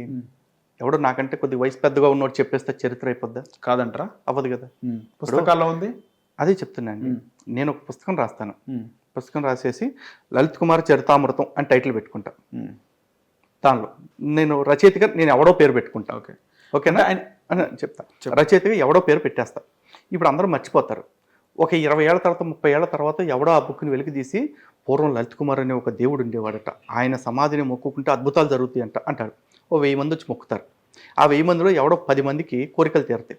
ఈ 999 మంది అరే అంతా ఉట్టితే నాకు కోరిన మొక్కులు తీరలేదు అని ఎవ్వడు అనుకోడు. భారతదేశంలో ఉన్న గొప్పతనం ఏంటంటే హిందువులు వాడికి కష్టం వస్తే వాడి కర్మను నిందించుకుంటాడు, వాడికి ఏదైనా ఫలితం వస్తే భగవంతుని మొక్కటం వల్ల జరిగింది అనుకుంటాడు. ఈ 990 మంది ఈయన్ని మొక్కటం వల్ల నాకేం ప్రయోజనం జరగలేదని మాట్లాడు. కానీ ఈ 10 మంది ఉంటారు చూసారా, కాకతాళీయంగా కోరికలు తీరిన వాళ్ళు, యాదృచ్ఛికంగా తీరిన వాళ్ళు మాత్రం అసలు లలితేంద్ర స్వామి వారిని మొక్కిన తర్వాత నాకు అద్భుతాలు జరిగిపోయినాయి, మీరందరూ కూడా మొక్కండి అని చెప్పేసి దాన్ని పుణ్యక్షేత్రం చేసేస్తున్నారు. ఇలాంటి పుణ్యక్షేత్రం చేసేలాగా, ఇలాంటి మూఢనమ్మకాలు పెట్టరేగిపోయేలాగా కొంతమంది ప్రవచనకర్తలు కూడా మాట్లాడుతూ ఉన్నారు. దురదృష్టవశాత్తు అలాంటి వాళ్ళ ప్రచారాల వల్ల ఇలాంటి తప్పుడు వెధవులు, అంటే ఎలాంటి వాళ్ళు, లలితేంద్ర లాంటి వాళ్ళు దేవుళ్ళుగా స్థిరపడిపోతున్నారు. ఖండించాలా? ఖండించుద్దా? మేము అదే చేస్తున్నాం. ఒకవేళ మా ఆలోచన తప్పైతే మా ఆలోచనకి సమాధానం చెప్పమనండి. టీవీని కన్సల్ట్ ఇప్పుడు మా ఛానల్కి రావటానికి అభ్యంతరం అయితే హిట్ టీవీ వాళ్ళని కన్సల్ట్ అవ్వమనండి. హిట్ టీవీ ద్వారా డిబేట్ కూర్చుందాం. మీరే కూర్చుని మధ్యలో మోడరేట్ చేయండి. ఎవరి వాదన సహేతుకంగా ఉంది, ఎవరి వాదన హేతుబద్ధంగా లేదు అనేది మీరు చెప్పొచ్చు. అంటే ఆయన రెండు మతాలని ఒక విధంగా ఆచరించలేదు, కేవలం ముస్లిం మతాన్ని ఆచరించింది అంటారు. అంతే. సాయిబాబా ఖచ్చితంగా అంతే. సో మీకెలా హిందువుల చేత కూడా ఇస్లాం ఆచరింప చేశాడు. మీకెట్లా తెలిసి ఇవన్నీ విషయాలు అంటే ఏం చెప్తారు? అది చెప్తున్నాగా, సాయి సచ్చరిత్ర అని షిరిడి సాయి సంస్థాన్ వాళ్ళు ఏదైతే బుక్ రాశారో ఆ హేమాద్ పంత్ రాసిన పుస్తకం ద్వారా చెప్తున్నా. ఇదో పెద్ద ఫార్స్. అది సాయి సత్యచరిత్ర అంటారు. సత్యచరిత్ర అంటే ఏంటి? మొత్తం చూస్తూ పక్కనే పెరిగి విట్నెస్ చేసి చెప్తే అది సత్యచరిత్ర అనొచ్చు కొంతవరకు. అప్పుడు కూడా చెప్పిన పెద్ద నమ్మాలని రూల్ లేదు, కొంతవరకు నమ్మొచ్చు. కానీ ఈ హేమాద్ పంత్ అని ఆయన ఎవరు అసలు? 1910లో బాబా పక్కన చేరాడు. 1910లో 1918లో బాబా చచ్చిపోయాడు.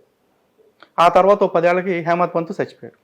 ఈ 10 ఏళ్లలో హేమాద్ పంత్ అంతకు ముందు ఎప్పుడో బాబా పుట్టినప్పటి నుంచి, బాబా షిరిడి వచ్చినప్పుడు ఇది జరిగింది అదంతా రాసుకొచ్చారు కదా. అదంతా హేమాద్ పంత్ ఎందుకు రాశాడు? ఆయన కళ్ళారా చూసి రాశాడా? అయితే బాబా చెప్పుండా, లేకపోతే బాబా భజన చేసేవాళ్ళు చెప్పుండాలి. అటు బాబా చెప్పినా, బాబా భజన చేసేవాళ్ళు చెప్పినా బాబాని ఎలివేషన్స్ ఇవ్వడానికి చెప్తారు, కానీ ఎవడైనా వాస్తవాలు చెప్తారా? లేదు కదా. ఈరోజు లలిత్ కుమార్ గురించి, సార్ మీరు జీవితంలో ఏమేం చేశారో నాకు చెప్పండి సార్ అంట. మీరు అడిగితే నేనేం చెప్తా? నేనండి 16 years ఉన్నప్పుడు కాలేజ్లో ఒక అమ్మాయిని లైన్ వేసానండి, అమ్మాయి ఒప్పుకోలేదని మొహమ్మద్ యాసిడ్ పోసానండి. ఇట్లాంటివి చెప్తానా? ఒకవేళ నన్ను చేస్తుంటే కర్మగాలి ఎవరైనా చూస్తే మళ్ళీ నేను చేశాను అనుకుంటారు. ఓకే, అట్లాంటివి ఏమైనా చెప్పుకుంటానా? చెప్పను. మంచి విషయాలే చెప్తారు. నేనేమంటాను, ఏమండి నేను మా కాలేజ్లో ఒక అమ్మాయి పర్సులోంచి 100 కొట్టేశానండి, ఆ 100 రూపాయలు తీసుకెళ్ళి నేను ఒక అడుక్కునేవాడికి దానం చేశానండి అని 2 జరిగినాయి. ఈ 100 కొట్టేసింది నేను చెప్పుకోను, ఆ 100 దానం నేను చెప్పుకుంటారు. ఈ సచరిత్ర కూడా అట్టా కనిపిస్తుంది. ఓకే, అంతే. దాన్ని ఆధారంగా చేసుకునే ఈ మాత్రం తెలుస్తుంది మనకి. చిన్నజీర స్వామి రీసెంట్గా శివుడి పైన ఒక కామెంట్ చేస్తుండే, మీరు కూడా చూస్తుండొచ్చు. ఏమంటారు ఆ కామెంట్స్ పైన? మేము గతంలో చెప్పిందండి, ఒకటే స్టాండ్ మీద మేము ఎప్పుడు ఉంటాం. మేము హిందువులు, హిందువేతరులకి సంబంధించిన ఏ ఇష్యూ వచ్చినా సరే హిందువుల పక్కన అడ్డంగా నిలబడిపోతాం. ఎందుకంటే మా వరకు మాకు నా హిందూ పతితో భవేత్, హిందూ సోదర సర్వే, ఇది ఒకటే మా నినాదం. Okay. ఏ హిందువు చెడ్డవాడు కాదు, ప్రతి హిందువు పవిత్రుడే. ఈయన comments అయితే పైన- ఈ కామెంట్స్ విషయానికి వచ్చేప్పటికి ఈయన శంకరాచార్యుల వారి గురించి ఏదైతే చేశారో అది 100% కూడా శంకర భగవత్పాదుల వారిని అనుసరిస్తున్న వాళ్ళు ఎవరైతే ఉన్నారో వాళ్ళందరినీ బాధ పెట్టే వ్యాఖ్యలే. రైట్.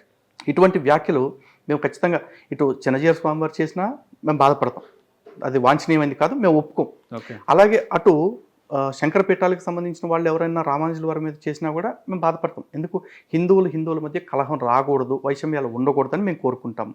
అయితే ఈ విషయంలో మీరు అడిగారు కదా అని నేను ఏదైనా స్పందించాను అనుకోండి, ఇప్పుడు చిన్నజీయర్ స్వామి వారు స్పందించి ఇది వివాదం ఎట్లా అయిందో, నాలాంటి అరాకొర జ్ఞానం కలిగిన వాడు అటు నాకు ఏ విషయం మీద చెప్తాను, స్వామీజీలకు ఉన్నంత పరిజ్ఞానం నాకు లేదు ఈ విషయాల మీద. నేను స్పందించి ఏదైనా రాంగ్ స్టేట్మెంట్ ఇచ్చాను అనుకోండి, అది ఇంకాస్త వివాదం అవుతుంది. ఓకే. సో అలాంటి పాపాన్ని నేను మూట కట్టుకోదలుచుకోలేదు. కానీ ఒకటైతే క్లియర్గా అందరికీ పెద్దవాళ్ళకి చెప్తున్నాను, మీరు మాకు మార్గం చూపించాల్సిన వాళ్ళు. దయచేసి మేము ఇట్లా వివాదాల్లో నలిగిపోయే పరిస్థితి కాకుండా మన ధర్మానికి ఏదైతే మేలు జరుగుతుందో దాని గురించి మాత్రం చెప్తే చాలు. ఇదొక్కటి మాత్రం విజ్ఞప్తి చేస్తా ఉన్నాం. ఓకే. అంటే గతంలో మీకు తెలిసి మీరు చదివినటువంటి చరిత్ర ఆధారంగా చూసినటువంటి విషయాల ఆధారంగా వైష్ణవులు శైవులు మధ్య ఒక విభేదాలు ఇవన్నీ ఉంటుండేనా దేవుళ్ళ మధ్యలో, రాజుల మధ్యలో? వైష్ణవులు శైవుల మధ్య విభేదాలు ఏంటండి? వైష్ణవుల మధ్య విభేదాలు ఉండవా? శైవులందరూ ఒకే కాటున ఉన్నారా? లేదు కదా. విభేదాలు పెట్టుకోవటం అనేది మానవ సహజమైన నైజం అండి. అది ఓకే. ఇప్పుడు ఒకటి సుపీరియారిటీ మనకు నచ్చకపోతే అంటే ఇంట్లోనే గొడవలు ఉంటాయి ఖచ్చితంగా, ప్రతి చోట అన్నదమ్ముల మధ్యలో. ఒక వ్యక్తి సుపీరియారిటీ మనకు నచ్చకపోతే ఆ వ్యక్తి మీద నేరుగా మనం గెలవలేకపోతే ఆ వ్యక్తికి ఉన్న మద్దతుని కొంత కట్ చేయాలని చూస్తాం, లేకపోతే ఆ వ్యక్తి పక్కన నిలబడ్డ వల్ల కొద్దిమందిని మన వైపుకు లాక్కోవాలని చూస్తూ ఉంటాం. ఇది మనుషుల యొక్క సహజ ప్రవృత్తి. అని భగవంతుడు ఒక్కడే ఏం చెప్తున్నాడు? భగవంతుడు ఎప్పుడు ఒక్కటే అయి ఉన్నాడని చెప్తున్నారు. ఆ ఒక్కడి కోసం మీరు కొట్టుకోవద్దు, ఆ ఒక్కడి కోసం మీరు కలిసి ఉండమని చెప్తున్నారు. ఓకే. మనుషుల్లో ఉన్న వీక్నెస్లు అవి. దానికి మనం ధర్మాన్ని ఆపాదించి ఏమీ చేయలేము కదా. ఈ రోజున ప్రపంచంలో కొట్టుకోకుండా ఉన్న మతం ఏదో చెప్పండి. ఇప్పుడు క్రైస్తవులు ఉన్నారు, క్యాథలిక్స్, ప్రొటెస్టెంట్స్. క్యాథలిక్స్లో ఒక్కడే క్యాథలిక్సా? కాదు కదా. Greek orthodox, Russian orthodox, Roman orthodox అందరూ ఉన్నారు. ప్రొటెస్టెంట్స్ ఉన్నారు, ప్రెస్బిటేరియన్స్, లూథరన్స్, ఆంగ్లికన్స్, బాప్టిస్టులు, అడ్వెంటిస్టులు చాలామంది ఉన్నారు. ఓకే. ముస్లిమ్స్ ఉన్నారు, సున్నీలు, షియాలు, సూఫీలు చాలామంది ఉన్నారు. కొన్ని సున్నీలు అందరూ ఒక మాట మీద ఉన్నారా? సలాఫీ, వహాబీ ఇట్లా రకరకాలుగా వాళ్ళు విడిపోయి ఉన్నారు. విడిపోతాం, అది మానవ నైజం అంతే. రీసెంట్గా నా అన్వేషణ కూడా అంటే హిందూ దేవుళ్ళు హిందూ భారతదేశం కోసం, భారతదేశంలో ఉంటే రేపులు అవుతాయి, నా బిడ్డను కూడా రేపు చేస్తారా అని చెప్పి మాట్లాడిన మాటల పైన ఏమంటారు? ఏమంటానికి లేదండి. పాపం అతని ఎక్స్పీరియన్స్ అతంది. వాళ్ళ ఇంట్లో వాళ్ళ బంధువుల్లో ఉన్న ఆడవాళ్ళందరినీ ఎవరైనా రేప్ చేశారేమో, రేపు ఆడపిల్ల పుడితే తను కూడా రేపు చేస్తారని భయపడుతున్నాడేమో అతను. ఓకే. అందరి ఇళ్ళలో అయితే అట్లా జరగలేదు కదా. భారతదేశం వాడి ఇంట్లో అట్లా జరిగిందేమో పాపం. వాళ్ళ అమ్మగారి విషయంలో, వాళ్ళ అక్క విషయంలో, వాళ్ళ చెల్లి విషయంలో అట్లా జరిగి ఉండొచ్చు అంతే. ఆ భయంతో, ఆ బాధతో అట్లా మాట్లాడాడేమో. ముఖ్యంగా హిందూ దేవుళ్ళ కోసం మాట్లాడినప్పుడు బత్తాయిలైన మాట మాట్లాడుతూ చాలా రోజులు వీడియో చేసిండు. అవును, అదేదో రసం పిండుతాను అన్నాడు కదా. చూస్తున్నాం అది. ఎవడు రసం పిండుతాడు, ఎంతమంది పిండుతాడు, ఆడు ఎంతకాలం ఈ పని మీద ఉంటాడు చూద్దాం. ఆడు రసం పిండితే జస్ట్ జ్యూస్ వచ్చిద్దేమో, మేము పిండటం మొదలెడితే మొత్తం పండులో ఉన్న పీచు అంతా బయటకు వచ్చింది. రక్తం వస్తుందంటారా? అన్నీ వస్తాయి ఒకసారి మొదలు పెట్టిన తర్వాత. ఆడు మొదలు పెడతాడని వెయిట్ చేస్తున్నాం అండి. ఆడు కరెక్ట్ పర్సన్ని టచ్ చేయాలా. నార్మల్గా లలిత్ కుమార్ గారు చూస్తుంటాం, ఏదైనా ఇష్యూ జరిగినప్పుడు రీసెంట్ టైమ్స్లో 1 year బ్యాక్ అనుకుంటా, మొత్తం మన భారతదేశ వ్యాప్తంగా ఉత్తరప్రదేశ్లో ఆయన యోగి చేసిన కామెంట్స్ పైన అక్కడ ముస్లిమ్స్, హైదరాబాద్ ముస్లిమ్స్ అందరు రోడ్లపైనకి వచ్చినారు. ఒక ఫ్రైడే వచ్చి వాళ్ళ బలం ఏందో చూపిస్తున్నారు. అసలుకి ఖబర్దార్ అనే విధంగా కామెంట్స్ చేసినారు. బలం అంటే వాళ్ళు మిగతా రోజుల్లో కూడా చూపించేస్తే దాన్ని బలం అనొచ్చండి. శుక్రవారం రోజునే చూపిస్తున్నారంటే దాన్ని బలుపు అనాలి. ఓకే. ఎందుకంటే మా చుట్టూ మంది అంతా ఒకేసారి కూడుకున్నాం కాబట్టి మా ఇష్టరాజ్యంగా ఏమైనా చేస్తామని చెప్పేసి ఆల్రెడీ జనాల్లో విమర్శ వచ్చేసింది. అది శుక్రవారం కాదు, రాళ్ల వారం అని చెప్పేసి. ఎందుకంటే బయటకు వస్తే రాళ్ళు వేయటమే పనిగా ఉంటున్నారు అని చెప్పేసి. ఆ పరిస్థితి ఎందుకు వచ్చింది? నేను ఇందాక చెప్పాను చూసారా, 10 మంది ఉన్నప్పుడు ఒకలాగా ఉంటారు, వాళ్ళు 100 మంది అయినాక ఒకలాగా ఉంటారని. మిగతా వారాలు ఎప్పుడు వాళ్ళు అంత అజిటేషన్ చేయరు. ఎందుకు? శుక్రవారం పూట అందరూ కలుసుకుని కూడుకుని ఉంటారు కాబట్టి అట్నుంచి అందరినీ రెచ్చగొట్టి తీసుకెళ్ళిపోవచ్చు. ఇప్పుడు చూడండి, హిందూ దేవాలయాల్లో ఎప్పుడైనా అలాంటి ప్రొటెస్టులు దేవాలయం కేంద్రంగా బయలుదేరి రాళ్లదాడులు జరగటం ఎప్పుడైనా చూసారా? రైట్. లేదుగా. మరి వాళ్ళ మసీదు నుంచే ప్రతి శుక్రవారం ఎందుకు ఆ ఇష్యూస్ వస్తున్నాయి? ఇప్పుడు శాంతి మతం అని వాళ్ళ గురించి రాజకీయ నాయకులు వేదిక లెక్కంగానే ఊదరగొడతా ఉంటారు కదా. అలాంటి రాజకీయ నాయకులు శుక్రవారాలు మాత్రమే ఎందుకే రాళ్లదాడులు జరుగుతున్నాయి అనేది కాస్త సిగ్గు, కాస్త శరం, కాస్త మనస్సాక్షి ఉంటే ఈ రాజకీయ నాయకులు ఆలోచించుకోవాలి. ఓకే. సో ముఖ్యంగా మనం స్లాటర్ హౌస్లో చూస్తుంటాం, మీరు అన్నట్టే గోవులని తరలించి వాటిని చంపడం అమ్మేయడం ఇవన్నీ చూస్తుంటాం, మాంసం తినడం. ఇవన్నీ కూడా ఎక్కువగా ముస్లింలు కాదు హిందువులు కూడా చేస్తున్నారు ఈ బిజినెస్. హిందువులు ముస్లింలు కుమ్మక్క అయిపోతున్నారు డబ్బుల కోసం. అవును. దీనిపైన ఏమంటారు? ఈ విమర్శ ఎప్పటి నుంచో ఉందండి. అంటే నేను అనేది ఏంటంటే హిందువులు బయటికి కనపడుతున్నారు, ఆ వ్యవస్థను నడిపిస్తుంది ఎవరు? పోనీ ఈ దేశంలో నిజంగా హిందువులే స్లాటర్ చేస్తున్నారు అనుకుందాం. కొంతమంది హిందువులు ఏమన్నా సొద్దపోసలని మేము ఎప్పుడేం చెప్పామా? ఇప్పుడు సెక్యులరిజం అని రాజ్యాంగంలో పెట్టి హిందువులకు అన్యాయం చేసిన వ్యక్తి ఎవరు? హిందువు కాదా ఇందిరాగాంధీ? అంటే ఈ చరిత్ర లేకపోతే వెనకాల వాళ్ళ ముస్లిం తండ్రి ఇంకేటో ముస్లిం భర్త ఏదో చెప్తూ ఉంటారు. ఆ లాజిక్స్ అన్ని పక్కన పెట్టండి. కాన్స్టిట్యూషన్ ప్రకారం ఆడు హిందూ కాదా? ఇప్పుడు రాహుల్ గాంధీ ఉన్నాడు, ఎవరైతే కాంగ్రెస్ పార్టీ అంటే ముస్లిమ్స్ అంటే కాంగ్రెస్ పార్టీ అని చెప్పారు. మరి ఆ రాహుల్ గాంధీ జంజి వేసుకుని నేను దత్తాత్రేయ గోత్రికుడు, నేను బ్రాహ్మణుని చెప్పుకుంటాడు. హిందువుల్లో చాలామంది ఉన్నారు హిందూ ద్రోహం చేస్తున్న వాళ్ళు. అయితే వీళ్ళందరూ ఎవరి కోసం చేస్తున్నారు? ఇటు గొడ్డు మాంసం అంతా ఇటు తినటానిక, ఎక్స్పోర్ట్ చేయడానికి చేస్తుంది. ఎక్స్పోర్ట్ ఏ దేశాలకు చేస్తున్నారు? ఈ ముస్లిం దేశాలకు కాదా? తినేవాళ్ళు లేకపోతే ఎందుకు చేస్తారంటారు, అంతేనా? తినేవాళ్ళు లేకపోతే కాదండి, తినేవాళ్ళు ఉన్నారు ఆ దేశాల్లో, వాళ్ళ కోసం వీళ్ళు చేస్తున్నారు. అయితే ఇక్కడ వీళ్ళు చేస్తున్న పని ఏంటంటే తెలివిగా హిందువులని ముందు పెడతా ఉన్నారు. ఉదాహరణకి ఇక్కడ లాహెమ్ ఫుడ్ ప్రోడక్ట్స్ అని ఒక కంపెనీ ఉంది, తాడేపల్లి తణుకు దగ్గర పెట్టారు. ఆ లాహెమ్ ఫుడ్ ప్రోడక్ట్స్కి వన్ ఆఫ్ ద డైరెక్టర్స్ పేరు త్యాగి ఈజ్ అ బ్రాహ్మణ్. ఆయన అందరితో డెలిగేషన్ చేస్తాడు, ఆయన అందరితో మాట్లాడుతుంటాడు. బట్ ఆ కంపెనీ బోర్డ్ ఆఫ్ డైరెక్టర్స్ మీరు NCAలో డౌన్లోడ్ చేసి చూడండి, 4 ముస్లిమ్స్ ఉన్నారు. ఆ 4 ముస్లిమ్స్ డెలిగేషన్స్లో ఉంటారు. వాళ్ళు ఇన్వెస్ట్మెంట్ పెడతారు. వాళ్ళు ఇన్వెస్ట్మెంట్ పెడితే ఇతను కూడా ఒక బిజినెస్ మ్యాగ్నెట్గా మారాడు. ఇతనికి బతకటం డబ్బు సంపాదించుకోవటం అవసరం కాబట్టి. ఓకే, అలా అని చెప్పేసి అదంతా హిందూ కంపెనీ అంటామా? హిందూ కంపెనీ అయితే కనుక ఇప్పుడు ముస్లిమ్స్ నిజంగా మేల్కోవాలి, ముస్లిమ్స్ గొడవ చేయాలి. అరే ఇక్కడ హిందూ ఆధ్వర్యంలో నడుస్తుంది, ఒక సిక్ అతను ఒక మార్వాడి అతను నడుపుతున్నాడు, పేరు మాత్రం అల్ కబీర్ అని పెట్టారు, ఎట్ట పెడతారా బాబు, తీసేసి ఇంకేదైనా పేరు పెట్టుకోండి, ఏ గురునానక్ గురు గోవింద్ అని పెట్టుకోండి అని గొడవ చేయాలిగా. ఎందుకు చేయట్లా ముస్లిమ్స్కి తెలుసు అక్కడ ఉన్న పేరు మాత్రమే హిందువుది తప్ప ఆ కంపెనీ మన వాళ్ళదే, మన వాళ్ళ కోసమే, మన ఆహారం కోసమే అని చెప్పేసి. అలాగే ఇక్కడ లాహెమ్ ఫుడ్ ప్రోడక్ట్స్, లాహెమ్ అంటే అదేంటి, రాముడి పేరా కృష్ణుడి పేరా? మరి దాన్ని డైరెక్టర్గా ఉన్న త్యాగి కనపడుతున్నాడు కానీ వెనకాల ఉన్న తురకోళ్ళు ఎందుకు కనపడుతుందా? పోనీ ఈ మాంసం అంతా ఎక్స్పోర్ట్ అవుతుందా? లేకపోతే ఇండియాలోనే చికెన్లు మటన్లు అమ్మినట్టు అమ్ముకుంటున్నారా? ఎవరికి చెప్తారండి, చెవుల పూలు హిందువులు వింటున్నారు కాబట్టి. ఈ వ్యాపారాలు అన్నీ జరుగుతుంది ముస్లింల కోసం, అన్ని జరిపిస్తుంది ముస్లింలు. పేరు మాత్రం హిందువుని పెట్టి ఇది హిందువులకు ఉండదంటారా? అంటే ఒక మనము దేవుడిలాగా కొలిచే గోమాతతో బిజినెస్ చేయాలి. యాక్చువల్లీ అధికారికంగా ఎక్కడా కూడా గోమాతను కొయ్యటానికి లేదండి. ఇది గోరక్షణ చట్టాలు ఉన్నాయి ఆల్రెడీ. ఇప్పుడు వీళ్ళందరూ కూడా ఎక్స్పోర్ట్ చేస్తున్న బీఫ్ ఏంటంటే దీన్ని కారా బీఫ్ అంటారు. కారా బీఫ్. ఈ కారా బీఫ్ అంటే ఏంటి అంటే గేదె మాంసము లేదా ఎద్దు మాంసం మాత్రమే. న్యాయంగా అయితే ఎద్దుని కూడా కొయ్యటానికి లేదు. భారత రాజ్యాంగంలోనే ఆర్టికల్ 48 చాలా స్పష్టంగా చెప్తుంది, ఈ గోవుల్ని కాపాడాల్సిన బాధ్యత ప్రభుత్వాలపైనే ఉంది, గో సంతతిని కాపాడాల్సిన బాధ్యత ప్రభుత్వాలపైనే ఉంది అని చెప్పేసి అంటారు. మాట్లాడితే ఈ బులుగు బ్యాచ్, ఎరుపు బ్యాచ్, నీలకండువాల బ్యాచ్ వీళ్ళందరూ వచ్చేసి మా ఆహారాన్ని ఎట్లా చేస్తున్నారు, మాకు రాజ్యాంగబద్ధంగా మత స్వేచ్ఛ వచ్చింది, గాడిద గుడ్డు వచ్చింది, అది ఇదని చెప్తారు.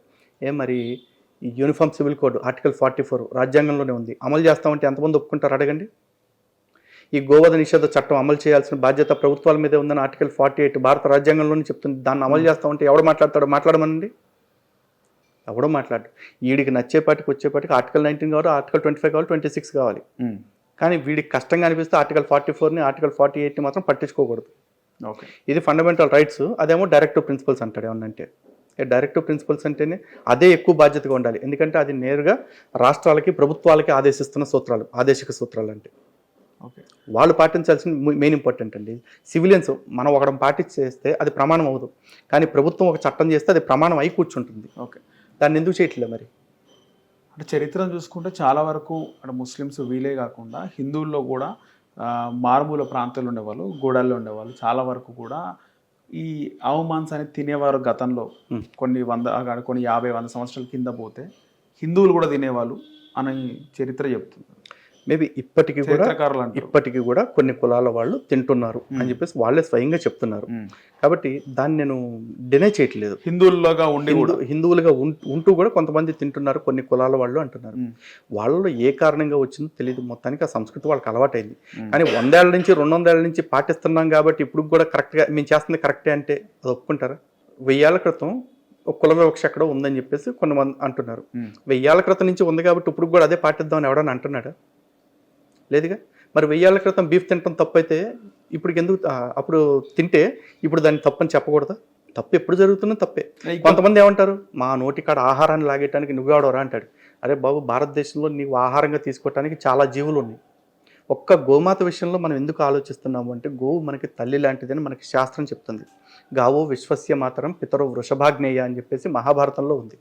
అలాగే పద్మపురాణంలో స్వయంగా చెప్పిన మాట, స్పృష్టశ్చ గావః శమయంతి పాపం అని చెప్పారు. అంటే గోవుని మనం తాకినంత మాత్రం చేత మన పాపాలన్నింటినీ కూడా పోతాయి అని చెప్పేసి చెప్తున్నారు. అంత పవిత్రత కలిగిన గోమాతని విడిచిపెట్టేయండి, మాకు తల్లి కాబట్టి అని అడుగుతున్నాం. ఈ దేశంలో హిందువుల మెజారిటీలైన హిందువుల మనోభావాల్ని గౌరవించాల్సిన బాధ్యత మరి వీళ్ళెవరికి లేదా? చరిత్రలో ఇంకో విషయం కూడా ఉంది. అప్పట్లో అందరూ హిందువులు కూడా గోవులను తినేవారు. తినడం గోవులని కూడా అంతరించిపోతున్నాయి, కొన్నే ఉన్నాయి ఇంకా, అవి కూడా అంతరించిపోతాయని చెప్పేసి గోవులని దేవుళ్ళుగా కొంతమంది చిత్రీకరించారని కూడా కొంతమంది చరిత్రకారులు చెప్తున్నారు. అంతరించిపోయే వాటిలన్నింటినీ దేవతలుగా చేయాలంటే మరి పులులను ఇప్పుడు దేవత చేయాలి కదండి. మరి చేస్తున్నామా? ఓకే, లేదు కదా. మేము సకల జీవరాశుల్లో కూడా సాధు జంతువులు కదా. అదే అండి, సకల జీవరాశుల్లో కూడా మేము పరమాత్మని చూస్తాం. మాకు పాములోనూ దేవుని చూస్తాం, పులిలోనూ దేవుని చూస్తాం, గోవులోనూ దేవుని చూస్తాం. కానీ గోవు అన్నిటికంటే ఉత్కృష్టమైంది అని ఎందుకు అంటున్నాము అంటే, మిగతా అన్ని జీవులు వేరు, గోమాత వేరు. ఈరోజు గోవు ఏం తింటుందంటే గడ్డేగా. ఆ గడ్డిని మనం ఏమన్నా ప్రత్యేకంగా పంట వేసి పండిస్తామా? లేదు. ప్రకృతిలో దొరికేదాన్ని కోసుకొచ్చి తింటాం. ఆ మాత్రం దాన్ని గోవుకి వదిలేస్తే అది తినలేదా? వెళ్ళి తింటుందిగా.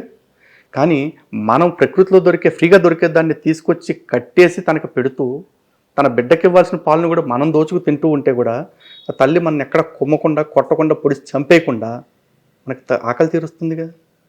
పైగా ఆ గోవుల మధ్య వెళ్ళి ఒకసారి ఓ రోజు గడిపి చూడండి. అప్పుడు గోవుల వల్ల మీకు ఎటువంటి శరీరంలో ఎటువంటి తేడాలు వచ్చినాయో మీకు తెలుస్తుంది. పైగా ఈరోజు అన్ని జీవరాశుల్ని సమానంగా చూస్తామంటున్నాం.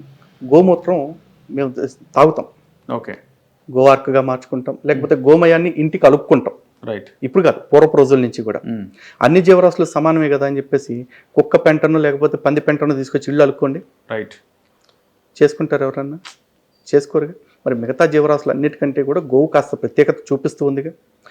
గోవు పేడని మూత్రాన్ని వ్యవసాయానికి ఎరువులుగా వాడుతూ ఉన్నాం. మరి ఇక్కడ కుక్క పెంటను పంది పెంటను తీసుకొచ్చి వ్యవసాయానికి ఎరువులుగా వాడమని చెప్పండి. పలానా వాటితోటి నేను పెంచానని చెప్పమనంటే పండించిన పంటతోటి వ్యవసాయం చేసేవారన్నా ఎవడన్నా తింటాడేమో? లేదుగా.